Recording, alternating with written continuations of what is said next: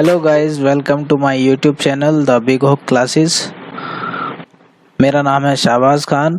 आज हम स्टार्ट करने वाले हैं 9th क्लास केमिस्ट्री के second chapter is matter around us pure का सेकंड लेक्चर। फर्स्ट लेक्चर में हमने मिक्सचर के बारे में डीप स्टडी की थी। आज हम पढ़ने वाले हैं सॉल्यूशन के बारे में। आज भी हम सॉल्यूशन के बारे में डीप स्टडी करेंगे। तो चलिए स्टार्ट करते हैं। Solution, what is solution? Solution is a homogeneous mixture of two or more component। एक homogeneous mixture जो two or more than two component से मिलकर बनता है, solution कहलाता है। A solution may exist in any phase। ये किसी भी फेज में रह सकता है। Solution consist of solute and solvent। The solute is substance that is dissolved in solvent। तो solute वो है जो solvent में dissolve होता है, और solution होता है टू टाइप के। तो ये जो पॉइंट मैंने अभी यहाँ पर सर्कल किए हैं, इन पॉइंट्स को मैं दोबारा से देखता हूँ। सो गाइज, टू और मोर देन टू कंपोनेंट्स के होमोजेनियस मिक्सचर को सॉल्यूशन कहते हैं। सॉल्यूशन किसी भी फेज में एग्जिस्ट कर सकता है। It can be exist in any phase. ये किसी भी फेज में हो सकता है। जैसे सॉलिड, लिक्विड और गैस फेज, ये तीनों फेज हैं। किसी भी फेज में सॉल्यूशन हो सकता है। तो सॉल्यूशन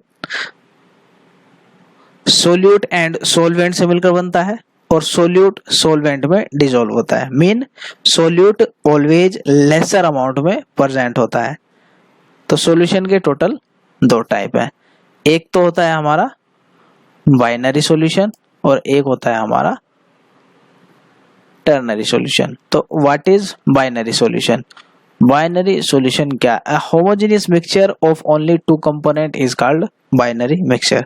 सो गाइज, एक ऐसा होमोजेनियस मिक्सचर जिसमें ओनली टू कंपोनेंट्स प्रेजेंट होते हैं, ऐसे मिक्सचर को हम बोलते हैं बाइनरी सॉल्यूशन। तो इसका एग्जांपल देख लेते हैं। Mixture of sugar and water. So guys, sugar and water के मिक्सचर में ओनली टू कंपोनेंट्स है, एक शुगर है और एक वाटर है। तो इस मिक्सचर को हम बाइनरी सॉल्यूशन कहते हैं। टर्नरी सॉल्यूशन सेकंड है हमारा ternary solution. A homogeneous mixture of three component is called ternary solution. So guys, एक ऐसा होमोजेनियस मिक्सचर जिसमें तीन कंपोनेंट्स एग्जिस्ट करते हो, ऐसे मिक्सचर को बोलेंगे हम टर्नरी सॉल्यूशन। सो इसका एग्जांपल देख लेते हैं। इसका example sugar, water and salt. Sugar and water के मिक्सचर में साल्ट को ऐड करने पर टर्नरी सॉल्यूशन बनता है, क्योंकि इसमें तीन कंपोनेंट हो जाते हैं। नेक्स्ट टॉपिक आता है हमारा सोल्युबिलिटी। सोल्युबिलिटी क्या है? तो सोल्युबिलिटी के बारे में पढ़ते हैं। The amount of solute is that can dissolve in solvent का is called solubility of the solution. Solubility may be term as concentration। तो solubility को हम concentration भी बोल सकते हैं। तो there are many methods to express concentration। So guys, solute की वो अमाउंट जो solvent में dissolve हो जाती है, उसको हम solution की solubility कहते हैं, और solubility को हम concentration भी कहते हैं। और concentration को express करने के मेथड कुछ इस प्रकार है, जिसमें कि हम पहला पढ़ेंगे मास परसेंटेज। तो मास परसेंटेज क्या है? Mass percentage is defined as the mass of solute in gram dissolve per 100 gram of solution. It is also referred to as weight percentage. So guys, 100 gram solution में dissolve solute या फिर solvent के मास को, जो कि ग्राम में होना चाहिए, को मास परसेंटेज कहते हैं। इसको हम वेट परसेंटेज भी कह सकते हैं, और इसको रिप्रेजेंट करते हैं हम W/W से। W/W से इसको रिप्रेजेंट करता है। ये इसका फॉर्मूला हो जाता है, mass percentage is equal to mass of solute या फिर solvent upon mass of solute plus mass of solvent into 100, या फिर mass percentage is equal to mass of solute and या फिर solvent upon mass of solution into 100। ये हो जाता है इसका फॉर्मूला। तो इसका एक एग्जांपल देख लेते हैं। यहाँ पर हमारे पास 100% और 10% weight by weight urea solution means that 10 gram of urea are present in 100 gram of solution। ये क्या कह रहा है कि 10% W/W यूरिया का मीन होगा कि 100 ग्राम सॉल्यूशन में 10 ग्राम यूरिया प्रेजेंट है।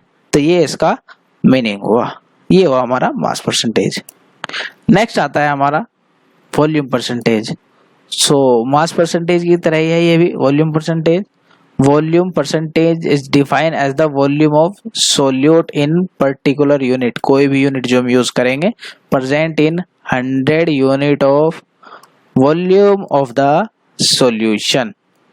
सो गाइज 100 यूनिट सॉल्यूशन में प्रेजेंट सोल्यूट या फिर सॉल्वेंट के वॉल्यूम को वॉल्यूम परसेंटेज बोलते हैं।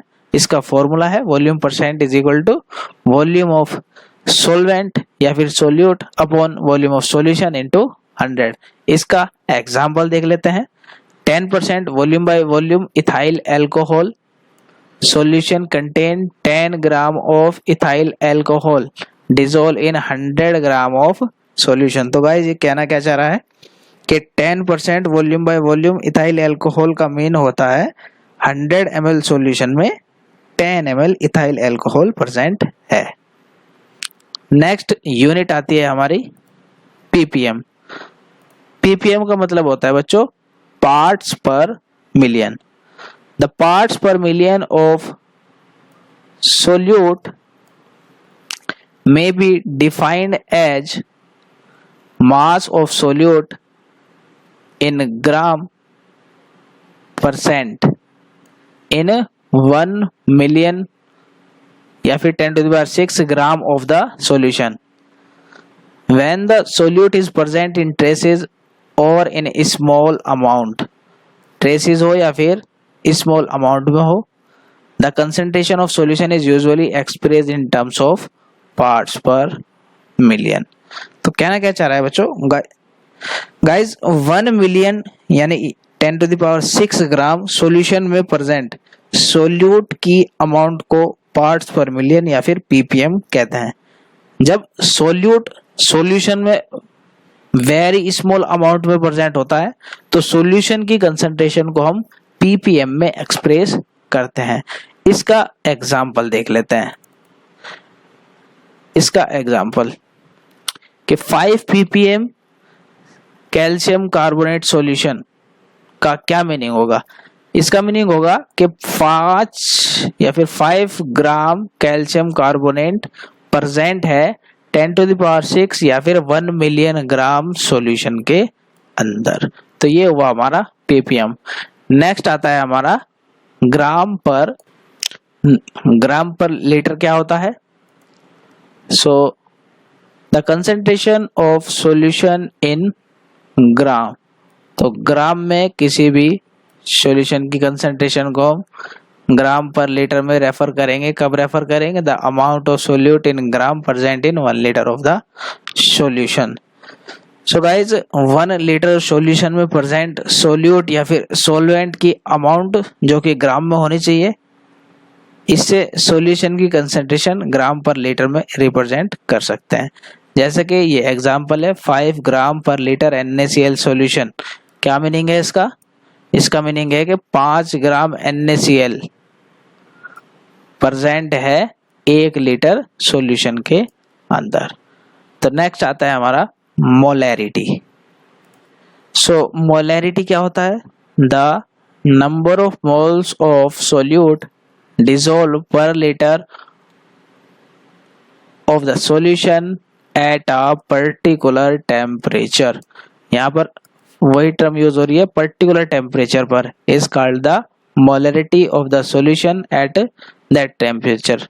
Thus molarity actually represent the concentration of solution in mole per liter. So क्या कह रहा है गाइस इसमें, किसी भी निश्चित टेम्परेचर पर यानी किसी पर्टिकुलर टेम्परेचर पर 1 लीटर सॉल्यूशन में प्रेजेंट सोल्यूट के मोल्स को सॉल्यूशन की मोलैरिटी कहते हैं। तो मोलैरिटी सॉल्यूशन की कंसंट्रेशन को मोल पर लीटर में रिप्रेजेंट करती है। तो इसका ये फॉर्मूला है, molarity is equal to number of moles of solute upon number of moles of solution in litre, अगर लीटर में दिया हुआ है। या फिर हम इसको लिख सकते हैं m into M is equal to N upon V. N हो गया नंबर ऑफ मोल्स और वी हो गया हमारा वॉल्यूम ऑफ सॉल्यूशन। n को हम लिख सकते हैं मास अपॉन मोलर मास, मास को हम W से रिप्रेजेंट कर रहे हैं और मोलर मास को m डैश से।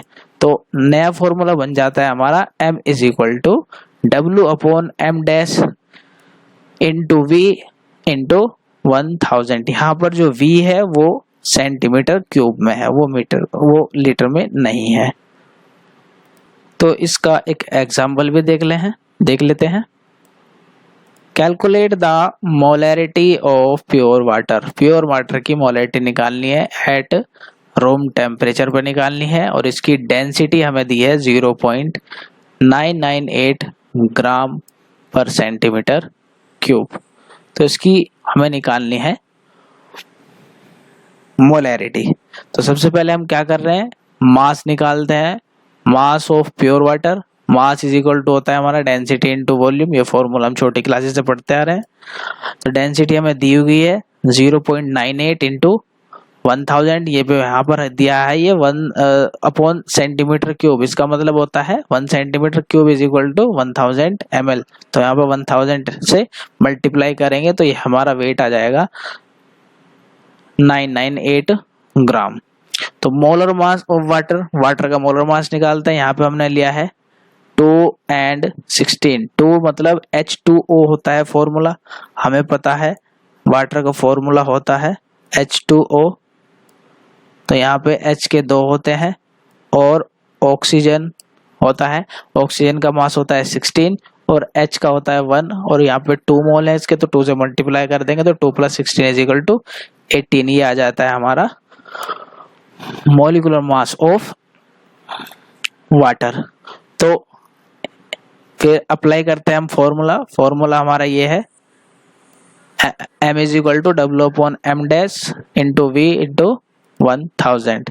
तो हमें पता है W है हमारा 998, m डैश है हमारा 18 और V है हमारे पास 1000, क्योंकि ये सॉल्यूशन सेंटीमीटर क्यूब में था तो यहाँ पर 1000 आ जाएगा और ये 1000 आएगा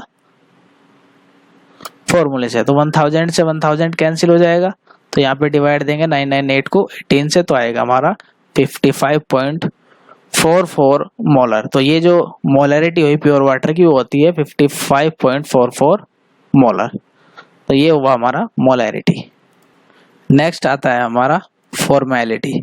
तो फॉर्मेलिटी क्या होता है, formality the number of gram formula मास। ये है हमारा ग्राम फॉर्मूला मास, यानी कि फॉर्मूले का जो मास है वो ग्राम में। और आयनिक सोल्यूट, कोई भी आयोनिक सोल्यूट हो डिजोल्व पर लीटर ऑफ द सॉल्यूशन, यानी कि 1 लीटर सॉल्यूशन के अंदर एट पर्टिकुलर टेम्परेचर, कोई टेम्परेचर निश्चित है उस पर, उसको बोलते हैं हम फॉर्मेलिटी। तो क्या है वो गाइस, ये फॉर्मेलिटी किसी भी पर्टिकुलर टेम्परेचर पर 1 लीटर सॉल्यूशन में डिसॉल्व आयनिक सोल्यूट के ग्राम फॉर्मूला मास को फॉर्मेलिटी कहते हैं। इसका फॉर्मूला है formality is equal to number of gram formula mass of the solute upon volume of the solution in litre. अगर ये लीटर में ना हो तो 1000 से हम यहाँ पर मल्टीप्लाई कर देते हैं। तो ये फॉर्मूला न्यूमेरिकल फॉर्मूला बन जाता है F is equal to W into 1000 upon M double dash into B। यहाँ पर डबल डैश फॉर्मूला मास है सोल्यूट का। तो इसका एक एग्जाम्पल देख लेते हैं। एग्जाम्पल में NaCl एक्वस है और ये टूटकर अपने आयन में, अगर ये टूटेगा तो ये बना लेगा Na प्लस Cl माइनस। अगर if we dissolve 1 mole of NaCl in 1 liter of water, अगर हम NaCl के 1 मोल को 1 लीटर सॉल्यूशन में डिसोल्व करें तो इसकी फॉर्मेलिटी क्या होगी, F is equal to number of gram formula mass of the solute. तो ग्राम फॉर्मूला मास सोल्यूट का क्या है, 1 मोल ऑफ NaCl, पूरे का 1 मोल है, क्योंकि NaCl का अगर ग्राम फॉर्मूला मास निकालेंगे तो हमें सभी को रखना पड़ेगा, क्योंकि हम 1 मोल के लिए कर रहे हैं NaCl के, तो हम यहाँ पे 1 मोल ले लेंगे। अपॉन 1 लीटर के लिए कर रहे हैं तो 1 लीटर, क्योंकि लीटर में तो 1000 से मल्टीप्लाई होगी नहीं, तो 1 से 1 कट जाएगा, तो ये आएगा हमारा 1 फॉर्मल। तो हम कह सकते हैं कि सॉल्यूशन 1 फॉर्मल है। ये हुआ हमारा फॉर्मेलिटी का एग्जांपल। नेक्स्ट टॉपिक आता है हमारा मोलैलिटी। तो मोलैलिटी होता क्या है, अब हम मोलैलिटी के बारे में जानेंगे। What is molality? Molality of a solution is defined as the number of moles of solute. तो सोल्ट के मोल्स डिसॉल्व इन पर 100 ग्राम, या तो यहाँ पर 100 ग्राम बोल दीजिए या फिर 1 kg बोल दीजिए, एक ही बात है, ऑफ द सॉल्वेंट। यहाँ पर सॉल्यूशन नहीं है, यहाँ पे है सॉल्वेंट। तो thus the molality actually represent the concentration of the solution in mole per kilogram. So guys 100 ग्राम या फिर 1 किलोग्राम सॉल्वेंट में डिसोल्व सोल्यूट के मोल्स को मोलैलिटी कहते हैं। मोलैलिटी सॉल्यूशन की कंसंट्रेशन को मोल पर किलोग्राम में रिप्रेजेंट करती है। तो इसका फॉर्मूला देख लेते हैं। Molality is equal to number of moles of solute mass of the solvent. अब यहाँ पर सोल्वेंट का मास जो कि किलोग्राम में होना चाहिए, या फिर हम इसको लिख सकते हैं m is equal to n upon w। n is the moles of solute, w is the mass of solvent. अगर ये किलोग्राम में नहीं है तो यहाँ पर हम 1000 से मल्टीप्लाई कर लेंगे, और n को हम लिख सकते हैं मास अपॉन मोलर मास। तो w dash is the molar mass of solute and mass of the solute, sorry, और m डैश हो गया हमारा molar mass of the solute. तो ये हुआ हमारा फॉर्मूला। इसका एक एग्जांपल देख लेते हैं। तो इसका एग्जांपल में है calculate the molality of the solution where 5 gram of toluene, हम 5 ग्राम टोलुइन है जो कि डिसोल्व हो रही है 2 to 5 ग्राम ऑफ बेंजीन। तो हम यहाँ देख सकते हैं क्योंकि कम अमाउंट में, लेसर अमाउंट में टोलुइन है, तो टोलुइन हो हमारा सोल्यूट, और बेंजीन क्योंकि 225 ग्राम है तो ये बेंजीन हो हमारा सोल्वेंट। तो कैलकुलेट करना है इसका मोलैलिटी।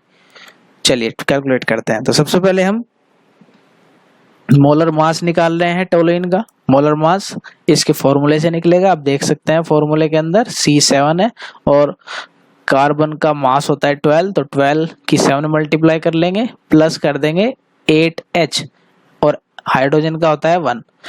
तो इसको कैलकुलेट करेंगे तो 92 ग्राम पर मोल आएगा हमारा मॉलिक्यूलर मास ऑफ टोलुइन।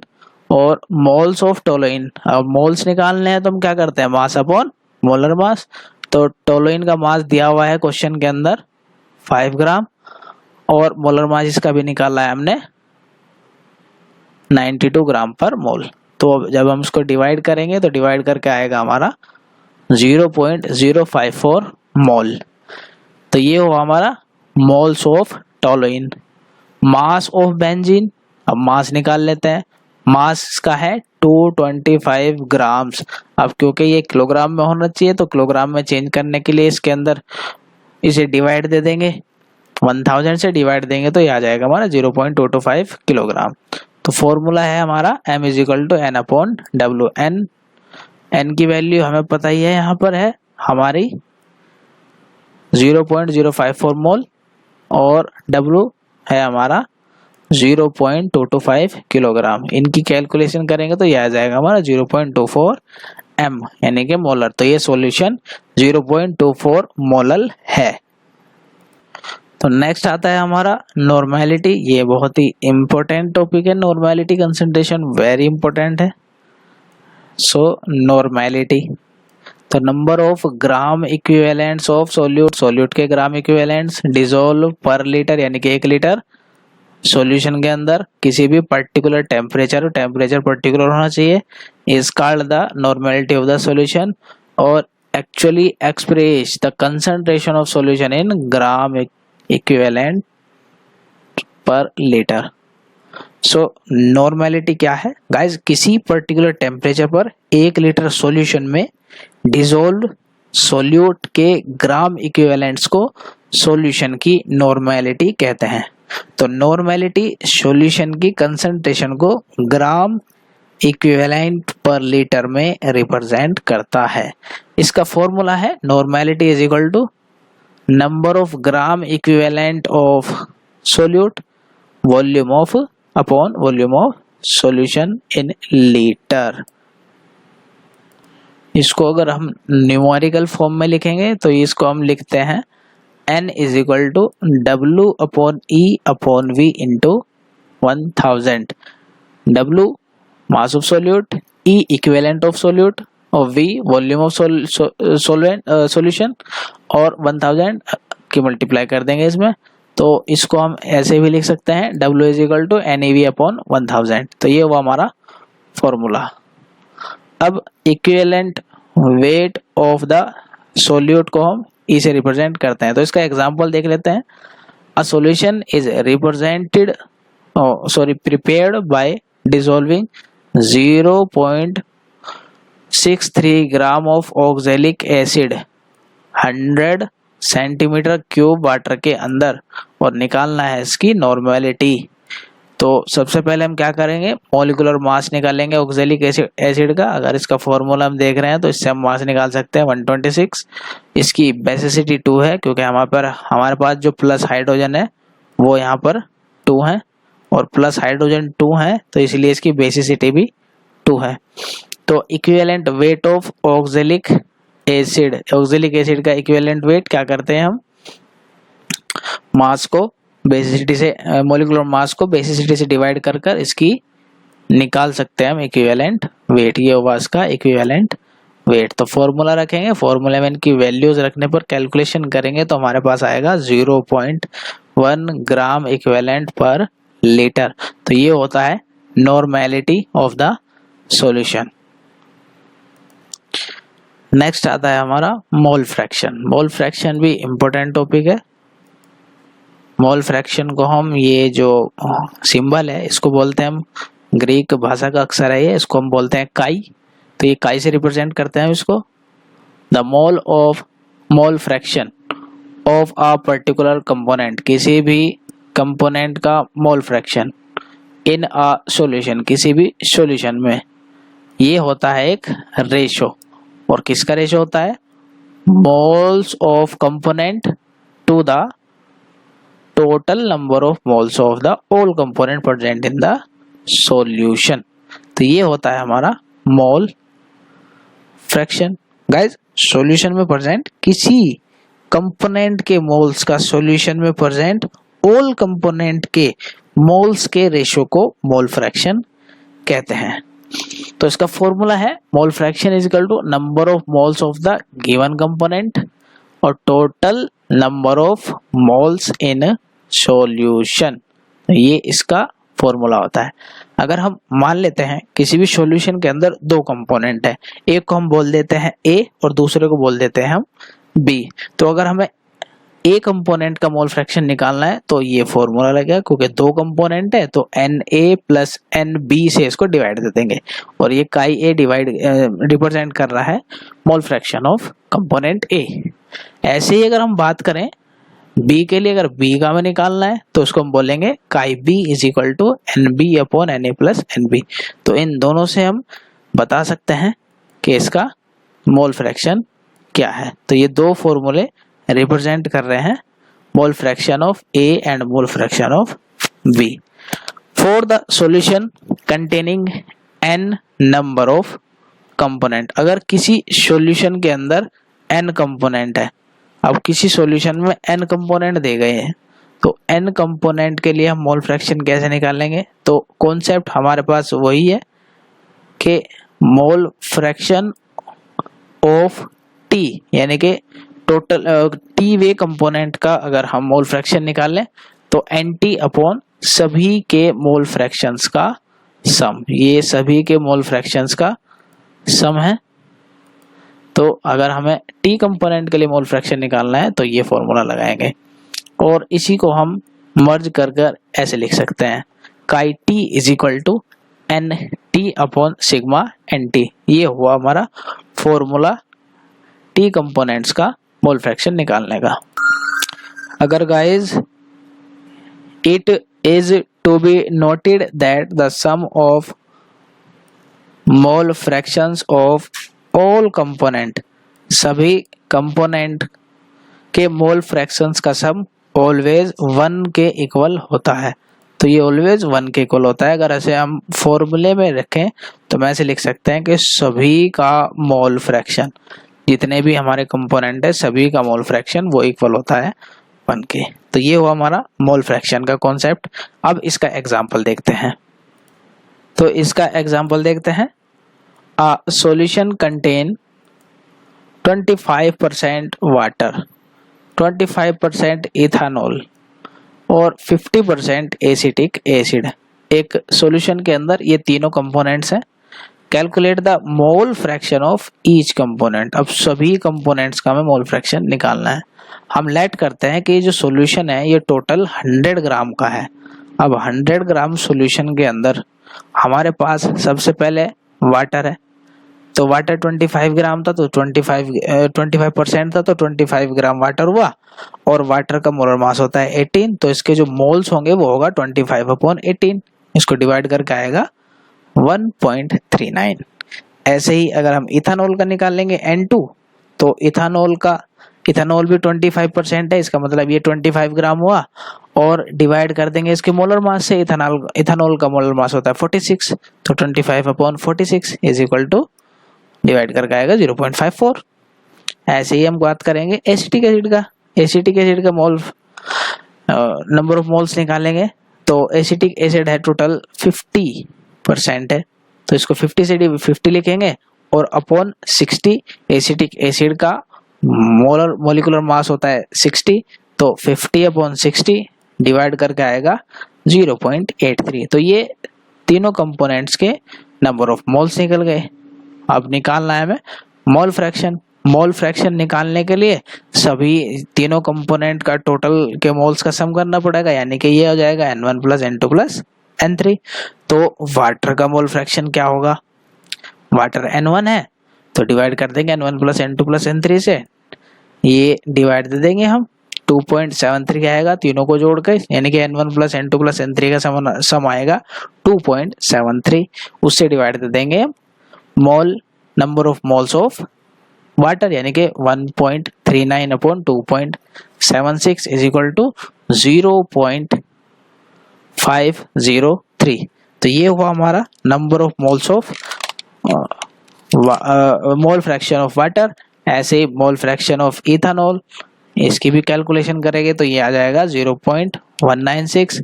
ऐसे ही एसिटिक एसिड का निकालेंगे, इसकी कैलकुलेशन करेंगे तो ये आएगा हमारा 0.301। सो गाइज ये था आज का हमारा लेक्चर जिसमें हमने सॉल्यूशन को अच्छे से कवर किया। So guys please like share and subscribe to my channel. Thank you for giving your time and split happiness.